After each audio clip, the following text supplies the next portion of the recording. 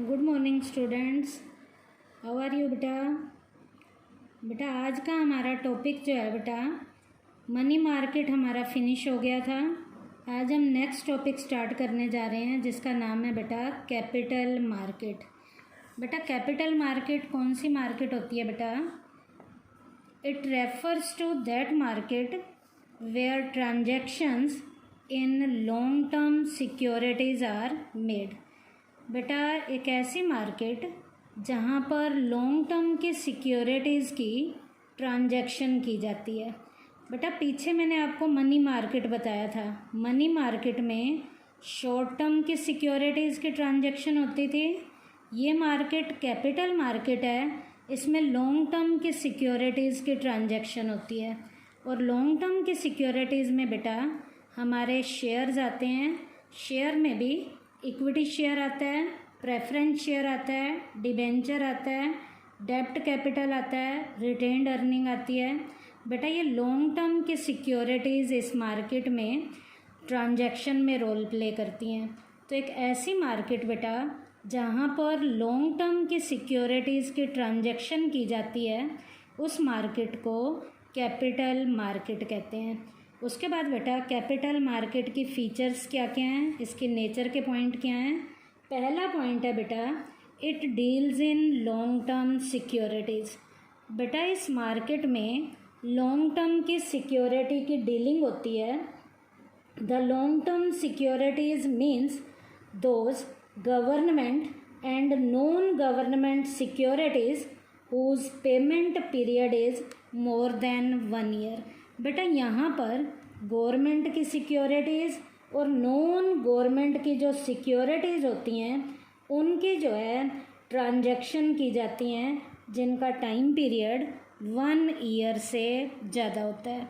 तो चाहे गवर्नमेंट की सिक्योरिटीज़ हैं चाहे नॉन गवर्नमेंट सिक्योरिटी हैं, उनकी ट्रांजैक्शन हमेशा लॉन्ग टर्म की सिक्योरिटीज़ की डीलिंग में रोल प्ले करती हैं।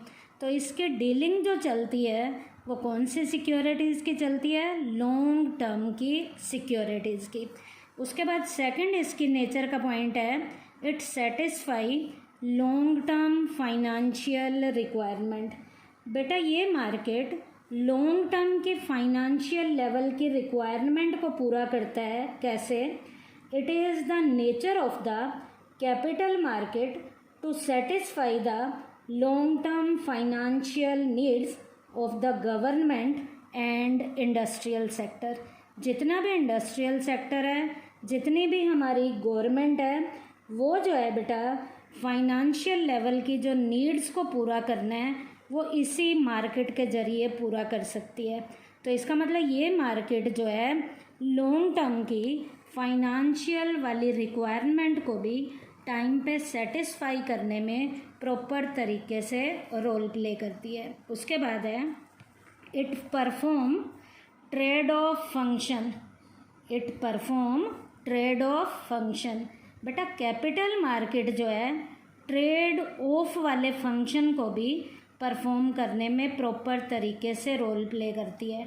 ट्रेड ऑफ का मतलब है बेटा यहाँ पर बेटा डिमांड साइड और जो सप्लाई साइड है जो सिक्योरिटीज़ की उनके बीच में बैलेंस होना चाहिए। इसका मतलब जितनी डिमांड आ रही है टाइमली उसी के अकॉर्डिंग जब सप्लाई की जाती है तो ये मार्केट बेटा ट्रेड ऑफ के फंक्शन को भी परफॉर्म करने में रोल प्ले करती है। It is the nature of the capital market to establish a balance between the supply and the demand side. Trade off का मतलब ही क्या है कि डिमांड साइड और सप्लाई साइड के बीच में बैलेंस बनाना।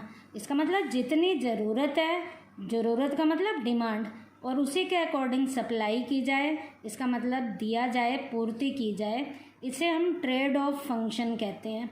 तो सिक्योरिटीज़ के ट्रेड ऑफ फंक्शंस को भी परफॉर्म करवाने में जो हमारी कैपिटल मार्केट है ये बेटा प्रॉपर तरीके से रोल प्ले करती है। उसके बाद it helps in capital formation. बेटा पूंजी के निर्माण में भी ये मार्केट जो है प्रॉपर तरीके से अपना रोल प्ले कर रहा है। ये मार्केट कैसे कैपिटल फॉर्मेशन में रोल प्ले कर रहा है बेटा? The capital market helps capital formation. Capital market offer opportunities to the people, opportunities to the people to invest. बेटा ये मार्केट लोगों को मौके देती है कि इस मार्केट में इन्वेस्ट करो। जितनी ज़्यादा अपॉर्चुनिटी जो मिलती हैं लोगों को, इन्वेस्टर को, वो इसी मार्केट के ज़रिए मिलती हैं। Investment bring profit to the people.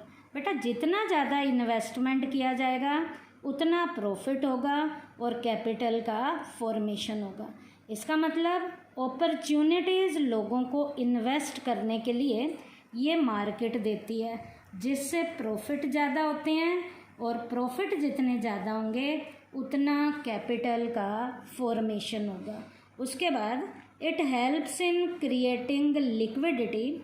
ये मार्केट बेटा सिक्योरिटीज़ को लिक्विड में कन्वर्ट करने में भी प्रॉपर तरीके से रोल प्ले करती है। कैसे? This market provide a platform for sale and purchase of security. ये मार्केट बेटा सिक्योरिटीज़ के खरीदने और बेचने के एक प्लेटफॉर्म के रूप में रोल प्ले करता है। और प्लेटफॉर्म के रूप में जब रोल प्ले कर रहा है तो this market help in the liquidity in security. तो यहाँ पर अपने आप ही उन सिक्योरिटीज़ को हम इजीली कैश में कन्वर्ट कर लेते हैं। A security not actively traded may not easily find a buyer. बेटा जिस सिक्योरिटी में जितनी ज़्यादा लिक्विडिटी होती है उस सिक्योरिटी को उतने ही खरीदार जल्दी जल्दी खरीदते हैं। तो ये मार्केट बेटा सिक्योरिटीज़ को लिक्विड में कन्वर्ट कराने की सहायता भी देती है। तो कैपिटल मार्केट की मैंने 5 नेचर के आपको पॉइंट बताए हैं। उसके बाद बेटा कैपिटल मार्केट कितने टाइप्स की है? कैपिटल मार्केट भी बेटा हमारी 2 टाइप हैं इसके। एक है प्राइमरी मार्केट और एक है सेकेंडरी मार्केट। बेटा प्राइमरी मार्केट का एक सेकंड नेम भी है न्यू इशू मार्केट, NIM। ये प्राइमरी मार्केट का दूसरा नाम है। प्राइमरी मार्केट है क्या बेटा? It refers to that market in which securities are sold for the first time for collecting long term capital. बेटा नाम से ही पता चल रहा है पहला बाजार। जिस मार्केट में सिक्योरिटीज़ को पहली बार पहली बार बेचा जाता है, क्या करने के लिए?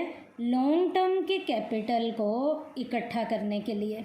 तो प्राइमरी मार्केट एक ऐसी मार्केट होती है जिस मार्केट में सिक्योरिटीज़ को पहली बार जो है बेचा जाता है ताकि लॉन्ग टर्म की कैपिटल को कलेक्ट किया जा सके।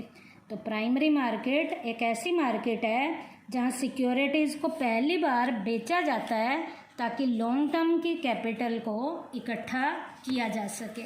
उसके बाद बेटा प्राइमरी मार्केट की फीचर्स क्या क्या हैं?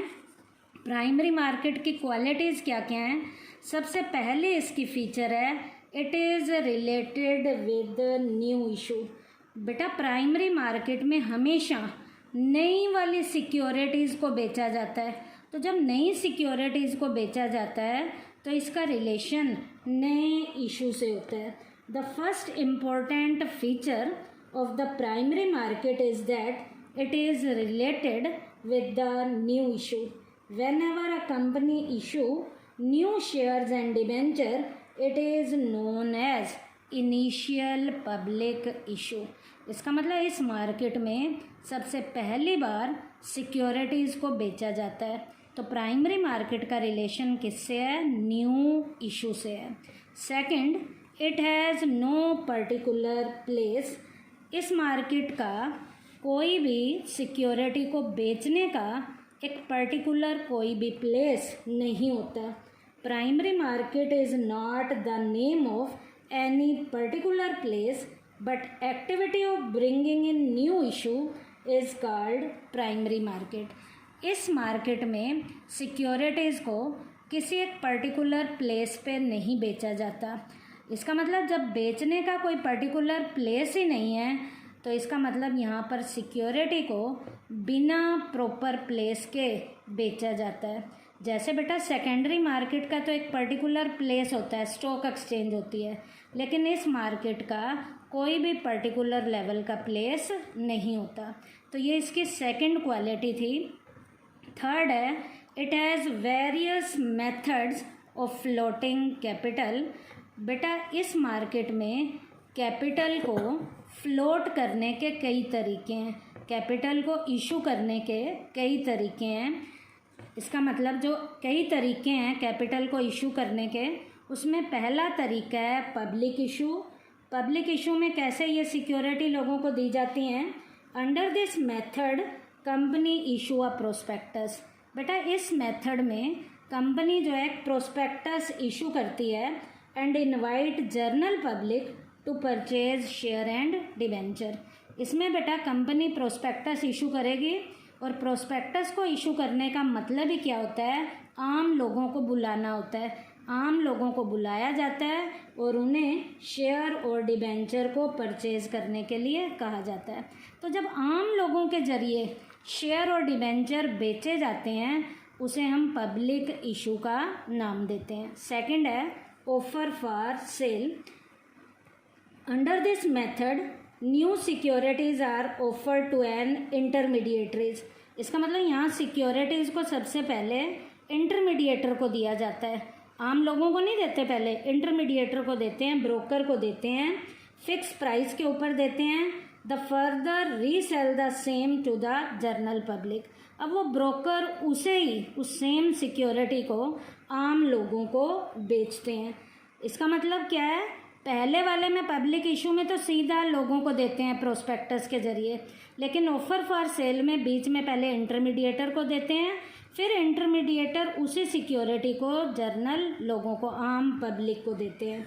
अब यहाँ बीच में इंटरमीडिएटर को बिठाने का फ़ायदा क्या है कि लोगों को जो शेयर और डिबेंचर को लेने में मेहनत मशक्क़त वगैरह करनी पड़ती है, जो टीडीएस लेवल का जॉब करना पड़ता है, लेकिन बीच में यदि दलाल होंगे तो उन्हें मेहनत मशक्क़त कम करनी पड़ेगी।